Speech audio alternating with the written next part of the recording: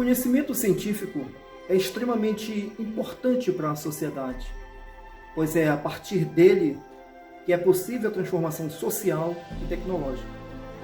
Esse conhecimento científico gerado por uma determinada sociedade consolida o saber e desafia as estruturas cristalizadas, tidas como verdades absolutas.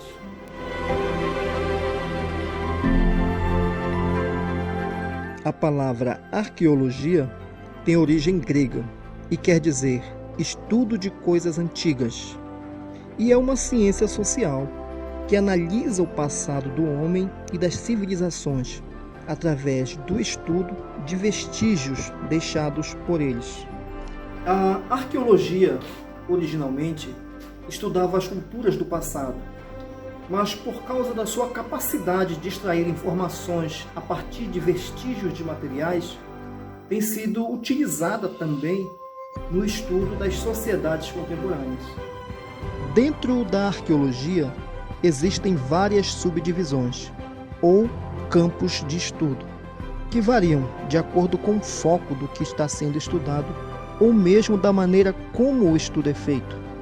A etnoarqueologia, por exemplo, é um campo que estuda as sociedades atuais, por exemplo, as indígenas, os caiçaras, com a finalidade de compreender o modo de vida das sociedades extintas através da observação destas comunidades existentes ainda hoje. O arqueólogo costuma trabalhar através da investigação científica, e para que isso aconteça, é necessário conhecimento de outras áreas, ou então o trabalho em equipe com outros profissionais especializados, como em antropologia, paleontologia, história, química, botânica, biologia e muitas vezes até matemática. Como forte aliada nesse processo de investigação do passado, através de vestígios, a antropologia se destacou e veio a chamar a atenção para a grande diversidade cultural que caracteriza a humanidade e que se expressa tanto nos comportamentos quanto na cultura material. A antropologia desenvolveu-se como disciplina científica a partir do século XIX.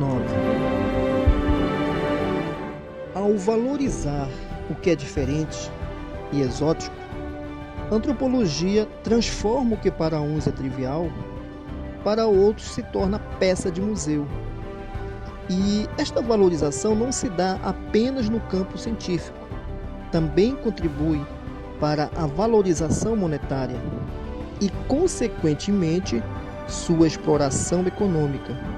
Infelizmente, neste último caso, muitas vezes destruindo informações valiosas para a ciência. Na Europa, cientistas dos anos 1800 entendiam as sociedades primitivas existentes como fósseis vivos, fontes privilegiadas de informações, portanto, necessitando estudá-las como forma de ajudar a compreender a evolução humana.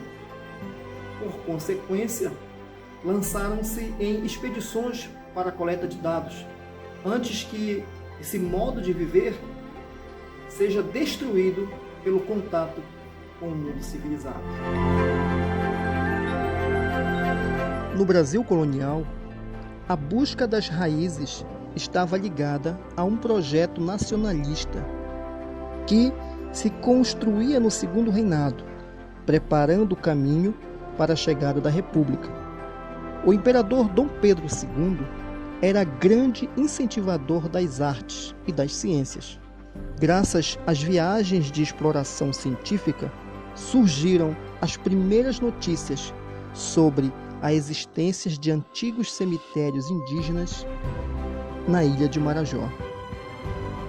Em Belém, o naturalista Domingos Soares Ferreira Pena, fundador da Sociedade Filomática, que mais tarde se tornaria o Museu Paraense, teve papel fundamental nas primeiras pesquisas, viajando e estimulando visitas científicas ao arquipélago de Marajó.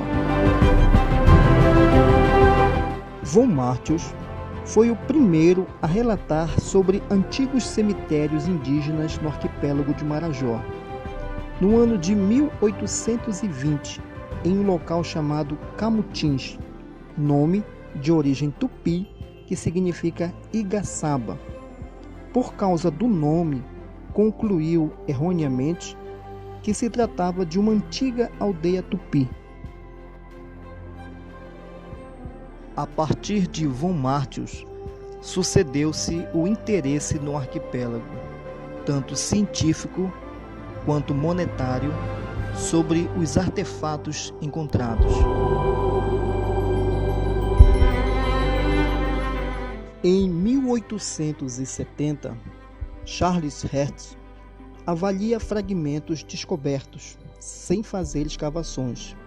Analisa as primeiras tangas achadas e afirma que tais objetos poderiam ser comparados com as produções dos antigos oleiros da Grécia Antiga, e conclui que a exuberante cerâmica encontrada assemelha-se à do Peru e da América do Norte, discordando de Von Martius, que fossem de origem tupi. Na sequência da história registrada, até o início do século XX, seguem as investigações científicas e a exploração econômica sobre os itens encontrados no arquipélago. De 1914 a 1915, William Farabee, entre outras descobertas, observou duas formas de sepultamento. O primário, que seria o de colocar o morto sentado dentro da urna, e o secundário, quando a urna seria para guardar as cinzas, relatando o seguinte: aparentemente teriam cremado os mortos e colocado suas cinzas dentro de pequenas urnas decoradas, com desenhos incisos e pinturas. Junto a essas haviam muitos pratos, tigelas pequenas, panelas de cozinhar e banquinhos. Farabee, curioso por saber se a cultura marajoara expandiu-se a leste, visitou 14 fazendas no município de Soure, onde encontrou somente cerâmica simples. Mesmo passado mais de 100 anos, a arqueologia da região de Soure ainda é pouco conhecida. William Farabee escreve ainda dizendo: de toda a extensão do Amazonas, a grande ilha de Marajó, deitada em sua boca, como um ovo na boca de uma grande serpente, é de grande interesse ao arqueólogo. Os antigos habitantes dessa ilha alcançaram um alto nível de civilização, maior do que qualquer outras tribos a leste da Cordilheira dos Andes. Após ele, prosseguiram as expedições ao arquipélago, com diversas incursões que nos trouxeram cada vez mais informações sobre aquele povo, mas também uma maior perda do tesouro arqueológico. Neste período, a última viagem de exploração que possui registro foi a de Sandoval Lage, que publica em 1944 no livro Quadros da Amazônia a afirmação de ter encontrado 40 pesos. Após a descoberta científica do tesouro arqueológico no arquipélago de Marajó, desde o início da sua revelação no século XIX, a prática arqueológica e o colecionismo confundiram-se, e em muitas incursões não havia preocupação com outros vestígios nos sítios, apenas a busca por peças decoradas. E toda essa busca por informações, e principalmente por objetos, chamou a atenção dos fazendeiros, que, com interesse econômico, passaram a colaborar na busca de tais itens. E desta forma, a maior parte das cerâmicas hoje encontra-se no exterior, em museus ou coleções particulares. E graças a estas práticas ilegais não documentadas, alguns sítios em poucas décadas foram totalmente destruídos.